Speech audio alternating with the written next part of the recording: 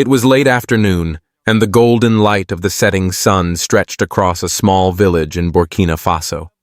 The dusty red road was quiet, broken only by the whisper of wind through thin, dry trees. In a modest house at the edge of the village, an old man sat silently beside a wooden chest.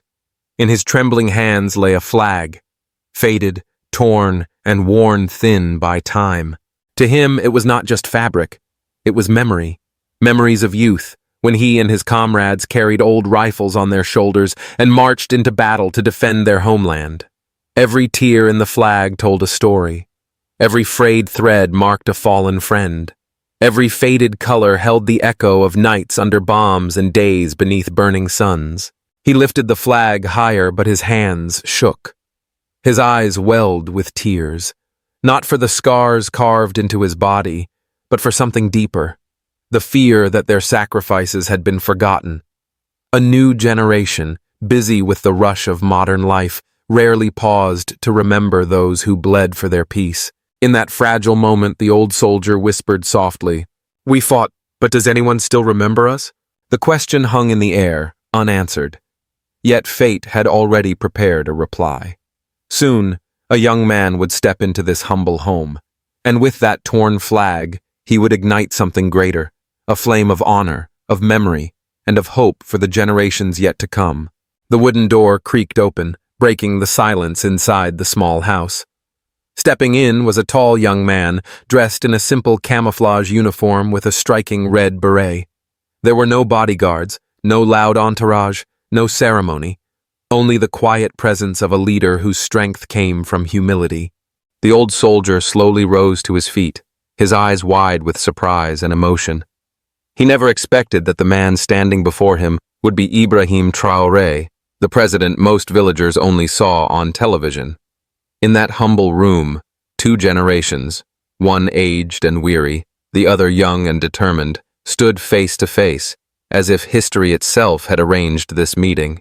To the veteran, Traore was not just a president. In his eyes, he saw the faces of the young men he once marched with into battle, friends who never returned. When he looked down at the torn flag in his hands, his heart swelled with a grief that words could barely carry. Traore stepped closer. He said nothing grand, nothing rehearsed. Instead, he bowed his head before the old soldier, a simple gesture, yet overflowing with respect.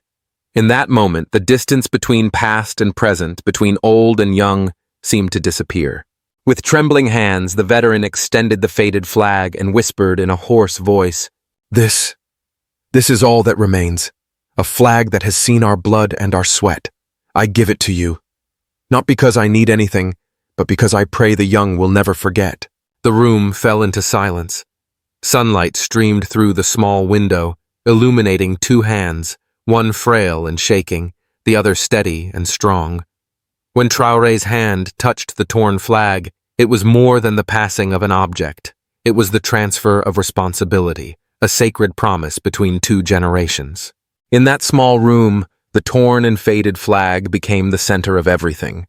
No longer just a piece of cloth, it carried within it the soul of an entire generation. Every frayed thread, every rip in the fabric spoke of days soaked in blood and tears. The old soldier's trembling hands stroked the flag gently, as though he were touching the faces of fallen comrades. His voice cracked as he whispered, "So many lives were lost under this flag, so much youth left behind on this soil, and now it survives only as a forgotten relic." Traore gazed at the flag in silence. To him, it was not ruined fabric. It was living testimony. A reminder carved in threads and colors, more valuable than any polished emblem displayed in the halls of power. The young people in the room, students, villagers who had followed Traore, sat quietly, their eyes fixed on the flag. For the first time, many realized that patriotism is not carried in slogans or chants. It is carried in memory, in the way we honor those who sacrificed everything. The scene evoked echoes of other flags preserved through history. In America, the flag that continued to wave after 9/11 became a symbol of resilience and unity.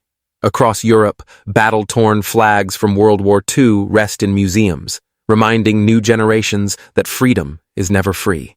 And now, in Burkina Faso, this torn flag in the hands of an old soldier had taken on the same weight.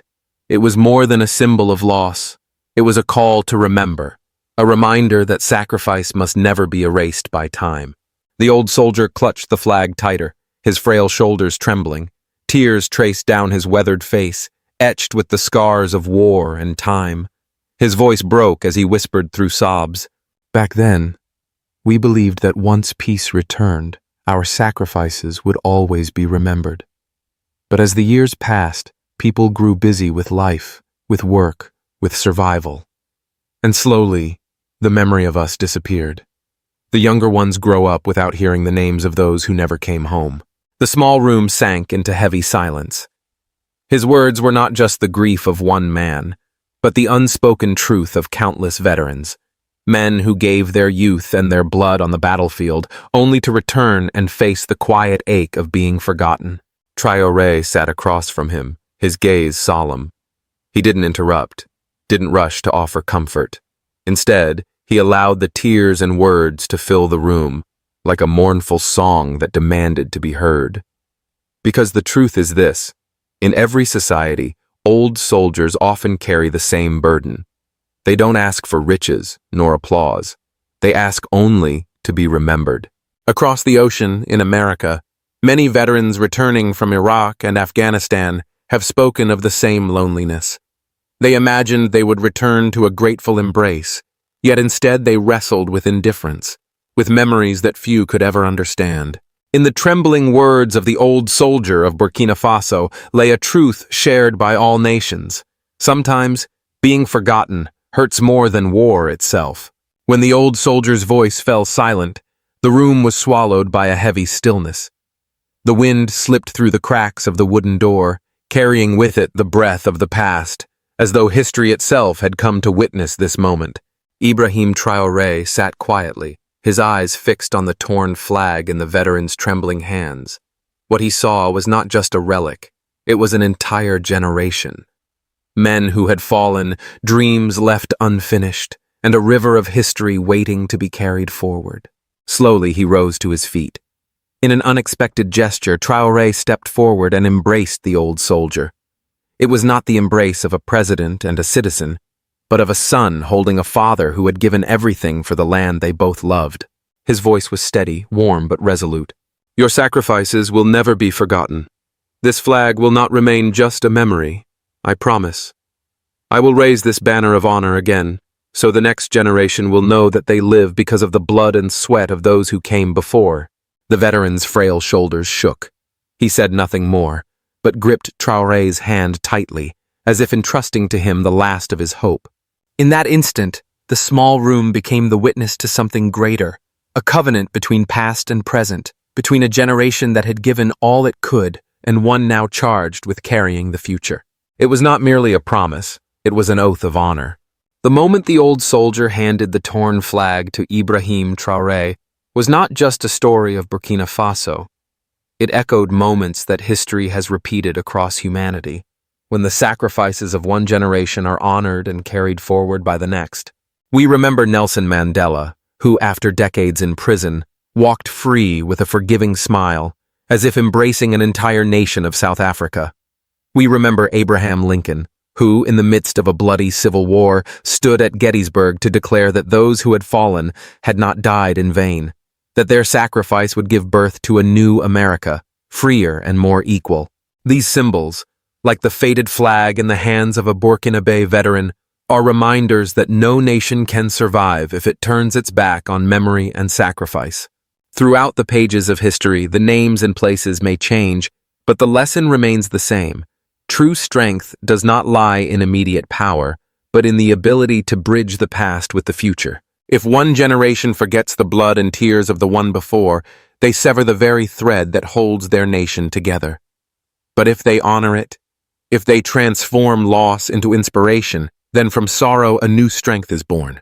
And in that moment, as Traore embraced the old soldier, the world was reminded of what history always returns to teach us, not to punish, but to remind us. Freedom is never free. There is a grave mistake that many nations make. When peace finally arrives, people become so focused on building their new lives that they forget those who bled to secure that peace. The old soldier in Burkina Faso was only one among thousands of veterans living quietly, carrying memories that few care to hear. They were once the walls that defended their country, yet when they returned, many were left to struggle with poverty, illness, and neglect. That forgetting is not only a personal pain, it is a wound to society itself. When younger generations grow up without hearing the stories of sacrifice, they cannot truly grasp the value of freedom. When a nation forgets its veterans, it teaches, often without words, that sacrifice is not worth remembering. In America, this too has happened. After the Vietnam War, many veterans came home not to gratitude but to indifference, even hostility. They carried the trauma of battle, but society turned away. The price was heavy. An entire generation scarred, leaving fractures in America's soul that still echo today. The mistake of forgetting does more than abandon those who gave everything. It robs a people of their collective memory. It erodes unity. It strips away the pride that binds a nation together. Because once no one tells the stories of those who fell, the next generation grows up never knowing whose shoulders they stand on.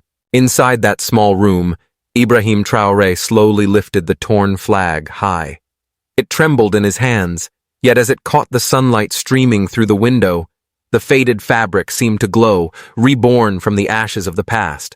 The young people who stood there, students, villagers, members of his entourage, fell silent, their eyes fixed on the flag. They had never imagined that a tattered piece of cloth could stir their hearts so deeply.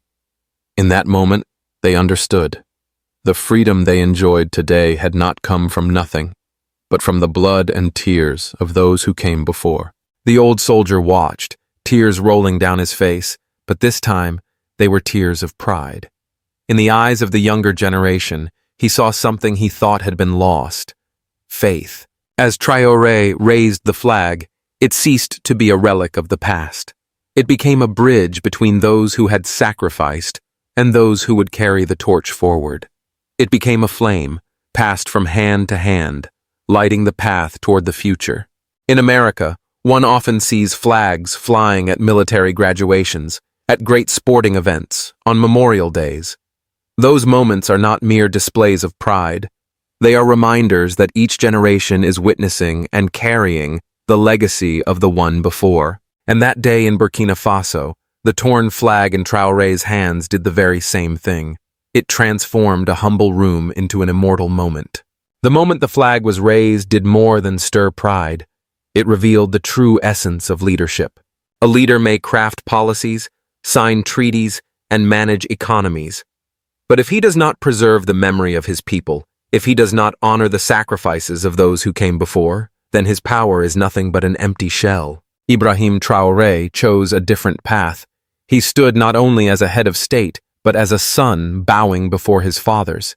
His strength did not come from a throne, but from his ability to touch human hearts, reminding an entire nation that we have dignity because we remember and because we are grateful. Throughout history, the leaders who left lasting legacies were not those who commanded from above, but those who bridged memory and the present. They reminded their people that every step forward was built upon the sweat, the blood, and the dreams of those who came before. In America, this truth is familiar. The presidents most revered are not remembered for their wealth or their power, but because they spoke to the soul of the nation. Leaders like Lincoln at Gettysburg, or Roosevelt in the depths of the Depression. And that day in Burkina Faso, Traore did the same.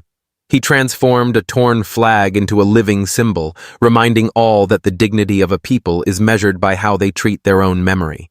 The old flag, once forgotten in a wooden chest, was no longer just a personal relic. It became a shared symbol for an entire nation. After that day, Traore had it placed in a place of honor, so that people could come to see it, to touch it, and more importantly, to remember. For the old soldier, with his tears and his final smile, it was enough. He saw that the sacrifices of his generation had not vanished into silence. The blood of his comrades, the youth that was given away, would no longer be forgotten. He could rest knowing that the torn flag had found its rightful place, not on a cold display shelf, but in the heart of a people. For the younger generation, that moment became a living lesson. They learned that history is not just dry pages in a book, but stories breathing all around them, in the eyes of an old soldier, in the promise of a leader, and in every frayed thread of a flag. The final message was clear. Honor is a banner that can never truly be torn.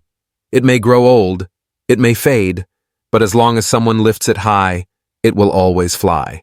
And so, from a humble home in Burkina Faso, the story of a torn flag became a legacy, not only for one nation, but for humanity itself. A reminder that freedom and dignity are never gifts handed down. They are built from blood, from tears, and from memories we must never let die.